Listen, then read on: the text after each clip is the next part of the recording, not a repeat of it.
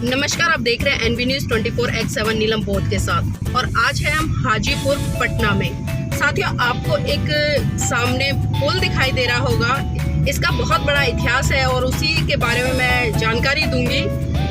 आपने बहुत सारे पुल देखे होंगे, कुछ किलोमीटर के होते हैं, लेकिन इस पुल के बारे में खास बात यह है कि जो ये पुल सबसे बड़ा है।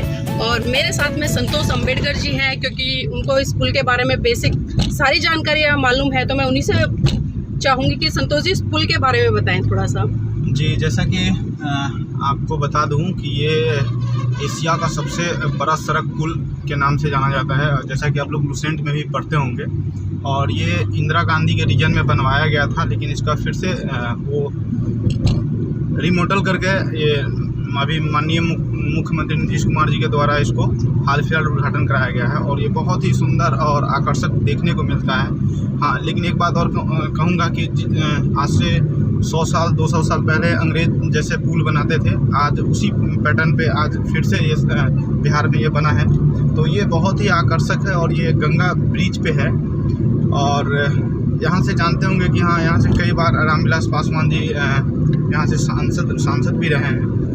और ये पुल का नज़ारा आप देख सकते हैं कि संतोष जी, कितने किलोमीटर लंबा है ये 5.3 किलोमीटर लंबा है।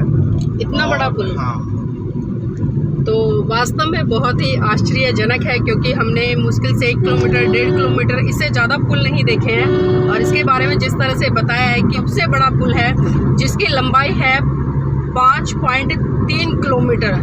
इतने लंबे उसमें पुल बनाना वास्तव में किस तरह की कलाकारी रही। और कहते हैं ना कि मनुष्य कहाँ से कहाँ पहुँच जाता है, उसी का जीता जागता ये नमूना है। और हमने इतिहास में जुड़े हुए बहुत सारे पुल ऐसे देखे हैं जो कि अंग्रेजों के द्वारा बनाए गए, बहुत मजबूत हैं, आज भी स्थापित हैं। दिल्ली में भी इस तरह का एक पुल है जो हमने देखा है ये। और देख सकते हैं आप, कितना सुंदर लग रहा है। जैसे जैसे हमारी गाड़ी इस पुल को के ऊपर से जा रही है, ऐसा लग रहा है कि सामने से चीरते हुए निकल रही है। और बहुत ही सुंदर मनोहर दृश्य है।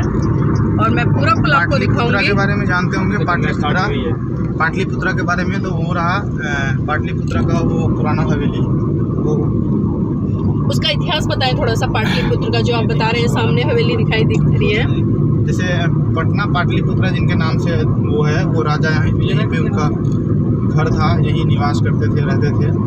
और बौद्ध से भी रिलेटेड यहाँ पे बहुत सारी चीज़ें हैं पटना में। जी संतोष जी, सामने एक काफ़ी बड़ा नदी है, उसके बारे में थोड़ा सा जानकारी दें। गंगा नदी है यहाँ, ये गंगा नदी है। और इस गंगा नदी पे आपको जैसा कि बालू का रेत भी निकलता है यहाँ से, बालू का रेत भी निकलता है यहाँ से जी। और यहाँ पे आप एक चीज़ और जानते होंगे कि हाजीपुर का केला बहुत फेमस है। तो आप देख सकते हैं ये पूरा बागान दोनों साइड से ये फेमस है केला यहाँ का।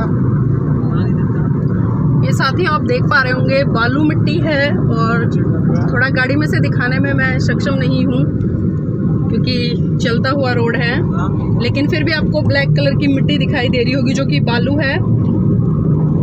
और काफ़ी बड़ा स्पेस है।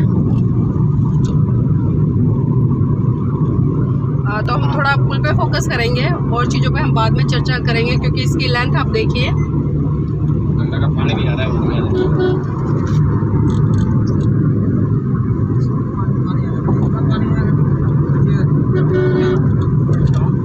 ये इधर का नज़ारा देख सकते हैं आप। इस साइड में सारा सूखा है अभी, लेकिन जब पानी आता है तो यहाँ पर बाढ़ भी आ जाती है। ऐसा है संतोष जी? हाँ, बिल्कुल हो जाता है। और ये आप नीचे देख रहे होंगे, जिसको पीपा पुल बोलते हैं। जी जी। तो यहाँ से नीचे जो जाने वाले होते हैं पैदल।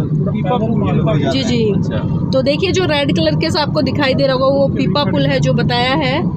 और यहाँ पर आने जाने के लिए इसको तैयार किया गया है ताकि इजीली सुविधा हो। यहाँ पानी बहुत भर जाता है, और जब पानी ऊपर आता है तो ये पुल भी ऊपर रहता है। इसकी खासियत ये है जी कि ये पानी के ऊपर तैरता रहता है।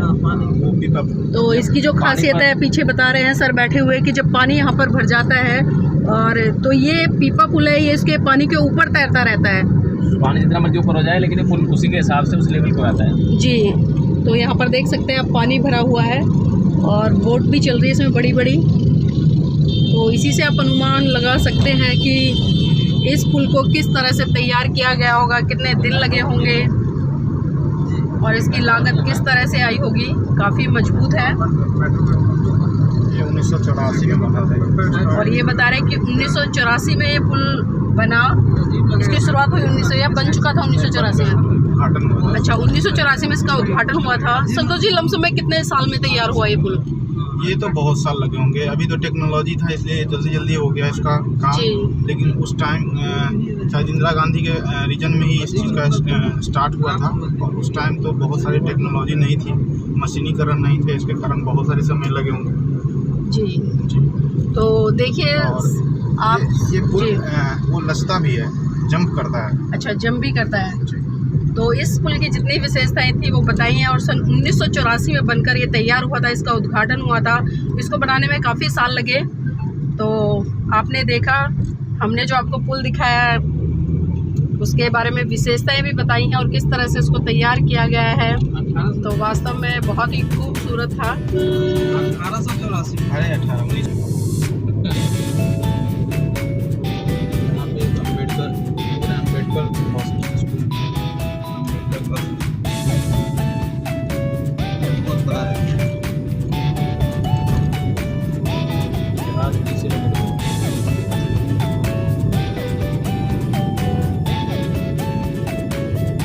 आप उनसे अभी मांग लीजिएगा। ये पुल यहाँ पर फिनिश हो जाएगा तो सामने आपको बोर्ड दिखाई दे रहा होगा पटना का, पटना साहिब राजधानी में आपका स्वागत है। और ये सेवा साथी यहाँ पर खत्म होती है, जो कि 5.3 किलोमीटर थी। तो आप सबने इस पुल को अच्छे से देखा होगा और बहुत ही अद्भुत नज़ारा था, बहुत सुंदर था, जिसे हमने आपको दिखाने का काम किया। और अब मैं उम्मीद करूँगी कि आप इस वीडियो को देखकर लाइक करें, कमेंट करें और हमें बताएं कि आपको ये पुल कैसा लगा। धन्यवाद। और इसको शेयर करना बिल्कुल भी ना भूलें, क्योंकि हमें भी नहीं पता था आज तक इस पुल के बारे में। हम यहाँ पर आए तभी हमें पता चला, हमारे साथियों ने बताया। तो मैं चाहती हूँ कि इस जानकारी को आप ज़्यादा से ज़्यादा लोगों तक शेयर करें, ताकि लोगों को पता चले और ताकि देश के लोग इस पुल पर गर्व कर सकें।